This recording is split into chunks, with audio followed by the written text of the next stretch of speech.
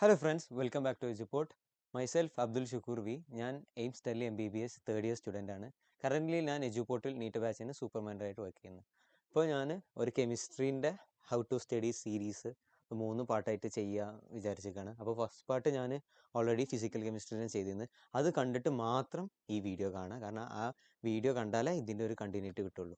ഇനി സെക്കൻഡായിട്ട് പറയാൻ പോകുന്നതാണ് ഓർഗാനിക് കെമിസ്ട്രി.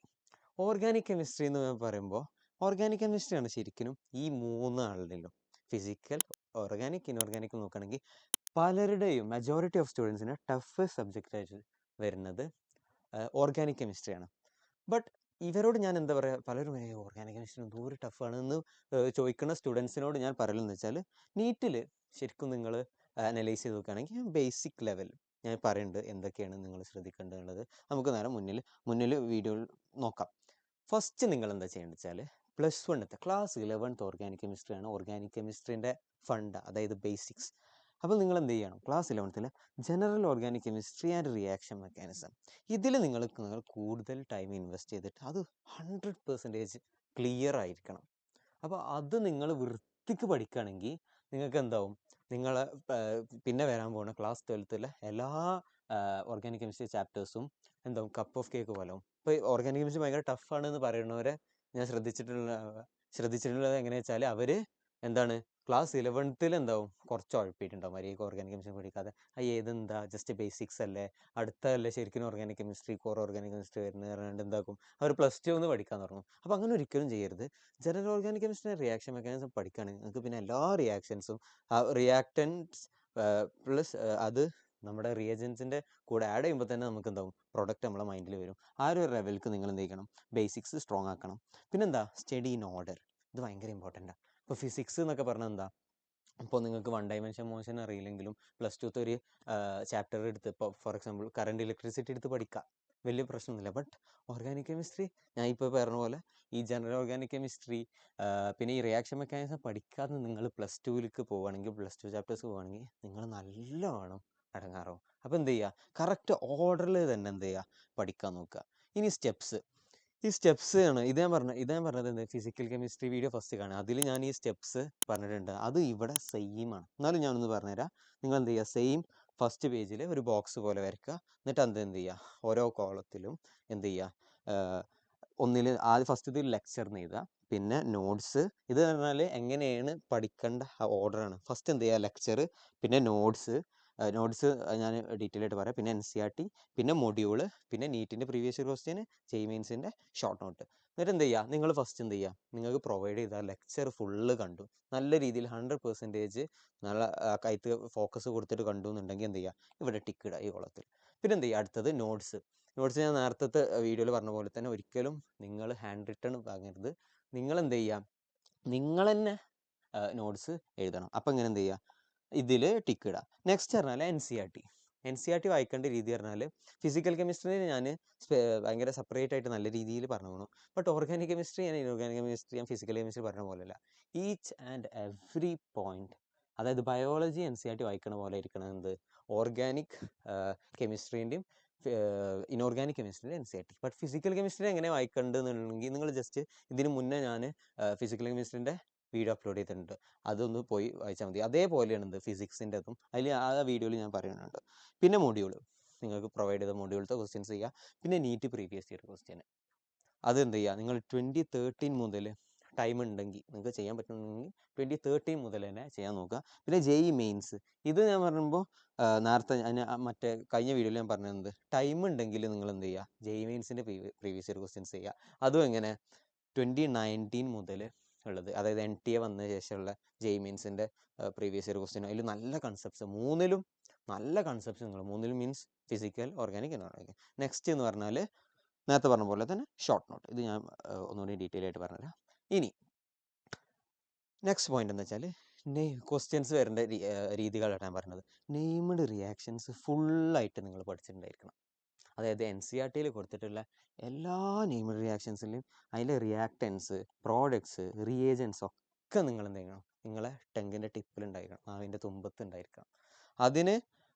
അതിൻ്റെ ഒരു എക്സാമ്പിൾ ഞാൻ പറഞ്ഞുതരാം. ഇപ്പോൾ ഈ ഒരു ക്വസ്റ്റ്യൻ കണ്ടോ, ഇത് ഞാൻ ഈ ക്വസ്റ്റ്യൻ തന്നെ സ്പെസിഫിക്കലി എടുക്കാൻ കാരണം വേറൊരു കാരണമുണ്ട്. ഇപ്പോൾ ഇങ്ങനത്തെ ക്വസ്റ്റ്യൻ കാണുമ്പോൾ ഞാൻ കുറേ സ്റ്റുഡൻസിൽ കണ്ടിരിക്കുന്നത് അവർ ഈ കോമ്പൗണ്ടിൻ്റെ സൈസ് കൊണ്ട് കാണുമ്പോൾ ആകെ പേടിക്കും. ഇപ്പോൾ ഈ ക്വസ്റ്റ്യനിൽ ഇത് സത്യം പറഞ്ഞാൽ വളരെ ഈസി, NCERT ഡയറക്റ്റ് ക്വസ്റ്റ്യൻ ആണ്. ബട്ട് ഇതിങ്ങനെ ഈ കോമ്പൗണ്ട്, അയ്യോ ഇതെന്താ അത്, ഒരു ബെൻസീൻ റിങ്, ഒരു സൈക്ലോഹെക്സേൻ റിങ്, പിന്നെ അതാ കീറ്റോൺ ഗ്രൂപ്പ്, അപ്പോൾ ഭയങ്കരമായിട്ട് പേടിക്കും. അപ്പോൾ അത് പാനിക് ആവാതെ ജസ്റ്റ് നോക്കുക ആ ക്വസ്റ്റ്യൻ, എന്നിട്ട് എന്ത് ചെയ്യുക, zinc amalgam in concentrated hydrochloric acid ആണ്. ഇതെന്താണ്, NCERTയിലെ ഡയറക്റ്റ് ക്ലെമൻസൺ റിഡക്ഷൻ ആണ്. അതായത് ketone group zinc amalgam in HCl treat ചെയ്താൽ ആ കീറ്റോൺ ഗ്രൂപ്പ് എന്താവും, ആൽക്കൈൻ ഗ്രൂപ്പ്. അപ്പോൾ ഇവിടെ നോക്കുകയാണെങ്കിൽ ഇതാ ഈ ഓപ്ഷനാണ്. അപ്പോൾ നിങ്ങൾ എന്ത് ചെയ്യുക, ഈ കോമ്പൗണ്ടിൻ്റെ ഒന്നും ഇത് നോക്കാതെ, വലുപ്പം ഒന്നും നോക്കാതെ ജസ്റ്റ് ആ റിയേജൻ്റ് എന്താ നോക്കുക. അപ്പോൾ എന്താവും, ജസ്റ്റ് NCERT കൊടുത്തൊരു സിമ്പിൾ സാധനം. അതെന്ത് ചെയ്യുക, നിങ്ങൾ മനസ്സിൽ വെക്കുക. നെക്സ്റ്റ് പറഞ്ഞാൽ റിയേജൻ്റ് സീരീസ്. ഇതാവും കുറച്ചും കൂടി നമുക്ക് ഇൻഡെപ്ത് നോളജ് NCERT വേണ്ടത്, അതായത് എല്ലാതും അറിയേണ്ടി വരും. ഇപ്പോൾ ഫോർ എക്സാമ്പിൾ ഈ ക്വസ്റ്റ്യൻ നോക്ക്, ഈ ക്വസ്റ്റ്യനിൽ എത്ര റിയേജൻസ് ആണ് തന്നിരിക്കുന്നത്. അപ്പോൾ ഇതിൻ്റെയൊക്കെ എന്താ വെച്ചാൽ NCERTത്തെ എല്ലാ റിയേജൻസും എങ്ങനെയാണ് വർക്ക് ചെയ്യുക, എന്താണ് അവർ ചെയ്യുക. ഇപ്പോൾ ഒരു സ്പെസിഫിക് ഫങ്ഷണൽ ഗ്രൂപ്പ് വന്നാൽ ആ ഫങ്ഷണൽ ഗ്രൂപ്പിനെ എന്താ ചെയ്യുക എന്നുള്ളതൊക്കെ എന്ത് ചെയ്യണം, നമ്മൾ എന്ത് ചെയ്യണം, എല്ലാതും നമ്മൾ പഠിച്ചു വെക്കണം. അപ്പോൾ ഞാൻ ഇങ്ങനെ പഠിച്ചു വെക്കണം എന്ന് പറയുമ്പോൾ നല്ല സുഖമാണല്ലോ, ഇവിടെ നിന്ന് ഇങ്ങനെ പഠിക്കണം. എങ്ങനെ പഠിക്കുക, ഇതൊക്കെ എങ്ങനെ റിമെമ്പർ, നമ്മളെ മൈൻഡിൽ എങ്ങനെ ഇതൊക്കെ ഓർത്ത് വെക്കുകയാണെങ്കിൽ ഒറ്റത്തരേ ഉള്ളൂ, നിങ്ങളതിനെ സെപ്പറേറ്റ് നോട്ട്സിലാക്കി വെക്കുക. സെപ്പറേറ്റ് നോട്ട്സ് എന്ന് പറഞ്ഞാൽ ഞാൻ പറഞ്ഞുതരാം, അത് ഞാൻ എക്സ്പ്ലെയിൻ ചെയ്യുന്നുണ്ട്.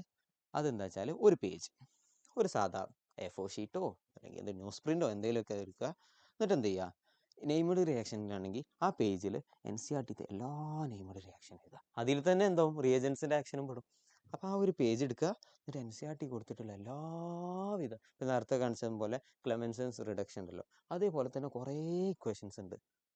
അതൊക്കെ എന്ത് ചെയ്യുക, ആ പേജിൽ എഴുതി വെക്കുക. എന്നിട്ട് എന്ത് ചെയ്യുക, ആകെ ഒരു ഫണ്ടേ ഉള്ളൂ നിങ്ങൾ ഓർത്ത് വെക്കാൻ.